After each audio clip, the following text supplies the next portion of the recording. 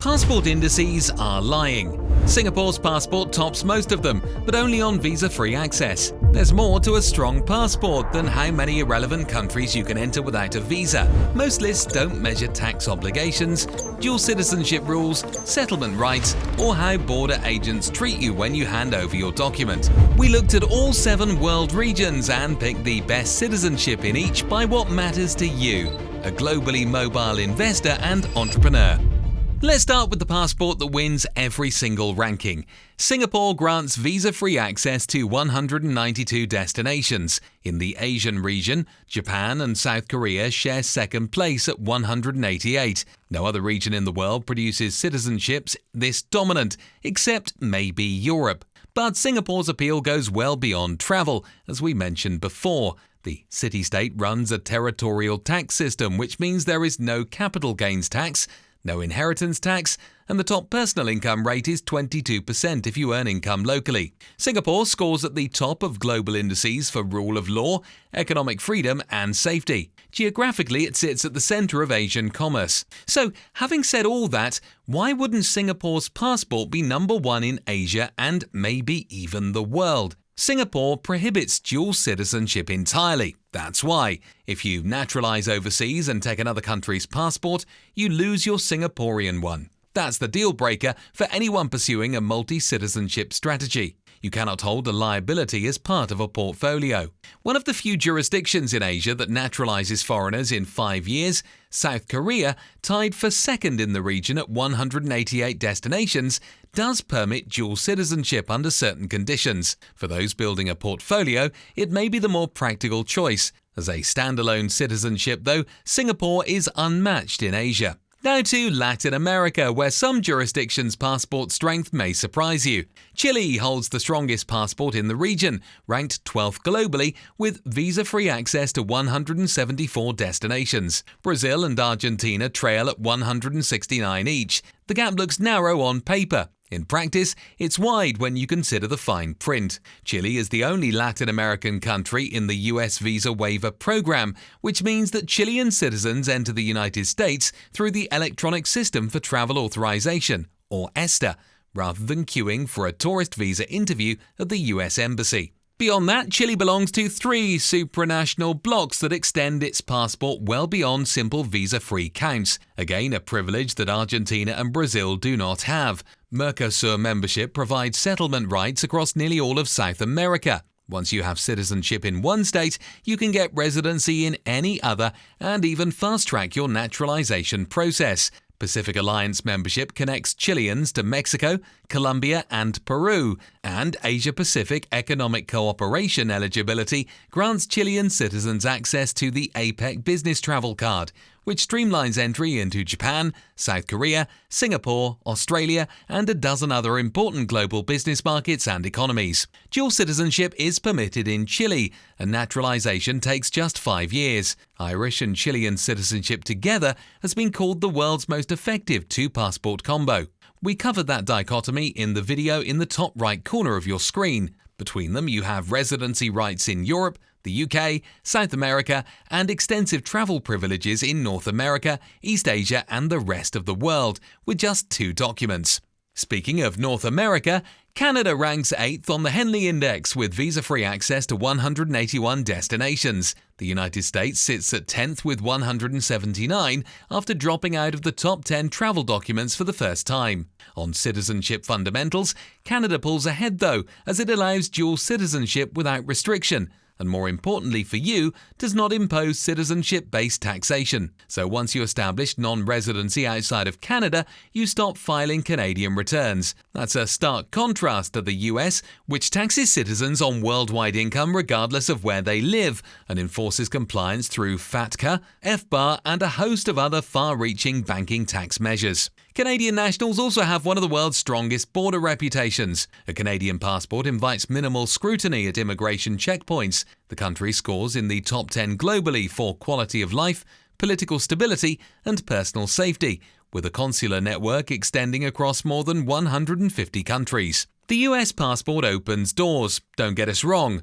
From a business standpoint, America is in its own top tier, but citizenship-based taxation, extensive reporting even when non-resident, and an increasingly restrictive entry pressure toward foreign nationals have eroded its relative value. Because of this, the US has suffered significant passport ranking declines over most indices. Now to a country in Oceania, similar to Canada in many ways. New Zealand and Australia sit side by side on the index. New Zealand ranks 6th with 183 visa-free destinations, and Australia is 7th with 182. Both participate in the Trans-Tasman Travel Arrangement, which lets citizens of each country live and work in the other indefinitely. But where New Zealand pulls ahead is tax treatment and relative neutrality. New Zealand imposes no capital gains, wealth, gift or estate tax. Australia levies capital gains tax on most assets and applies a higher overall tax burden to residents. For an investor or entrepreneur structuring around a second citizenship,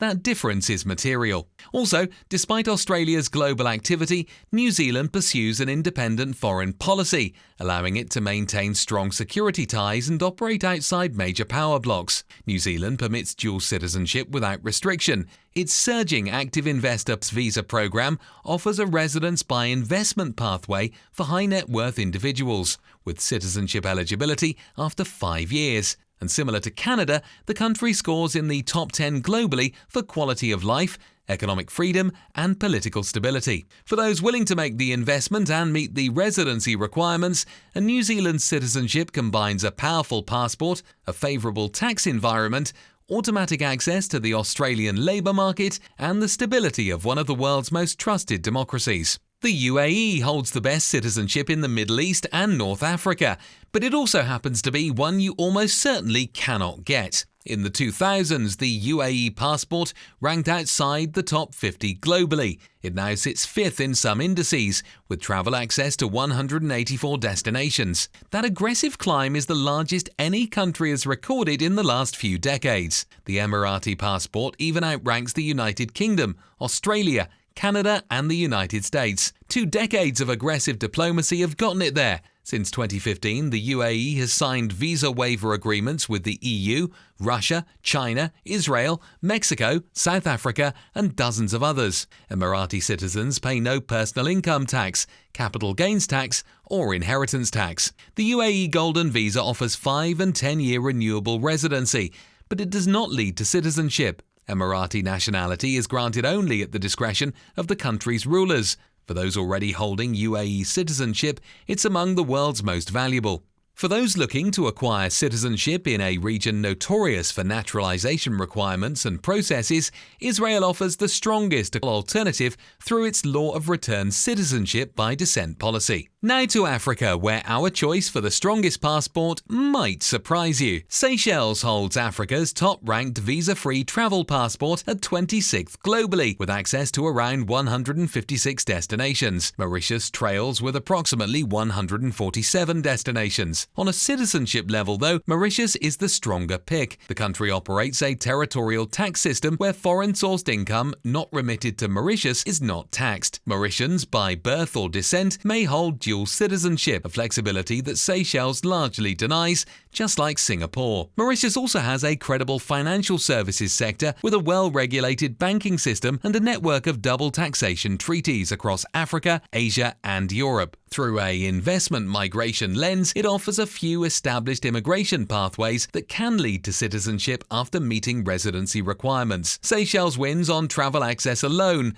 but for a globally mobile individual evaluating many different factors like tax treatment, dual citizenship, financial infrastructure, and long-term optionality, Mauritius is the better citizenship. If you want to explore specific residency or citizenship pathways in Africa or any other region, you can find, sort and explore more than 275 programs on IMI Daily. Then contact qualified professionals who can help you plan, apply or even invest.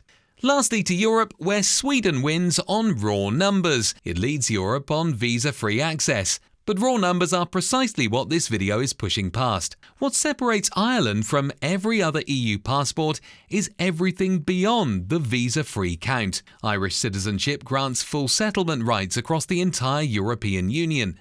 27 countries. It also gives you full living and working rights in the United Kingdom through the Common Travel Area, or CTA, which, yes, survived Brexit. No other EU passport offers both the EU and the UK in a single document. Ireland does not impose citizenship-based taxation. You can naturalise, move to a territorial tax jurisdiction, and owe nothing to Dublin. In fact, Ireland's remittance-based non-domicile tax system can be quite favourable for foreign investors living in the country. Compare that to the United States, which taxes its citizens on worldwide income no matter where they live. The Irish passport attracts minimal suspicion at borders. Ireland does not project military force, does not start wars, and has more than 80 diplomatic missions worldwide for a population of just 5 million. An estimated 80 million people worldwide claim Irish descent, which means that several million people across the US, UK, Australia, Canada, and Argentina may qualify for arguably the strongest citizenship in the entire world.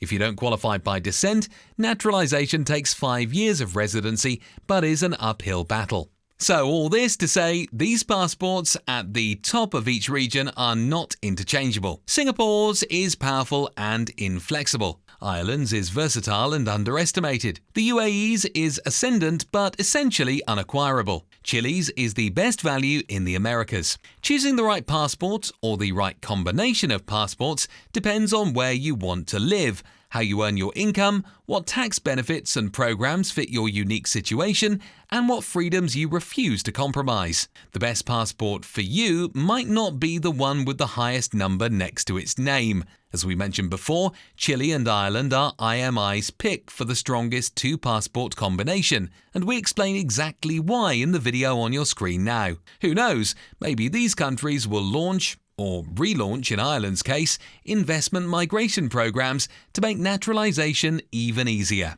Thanks for watching.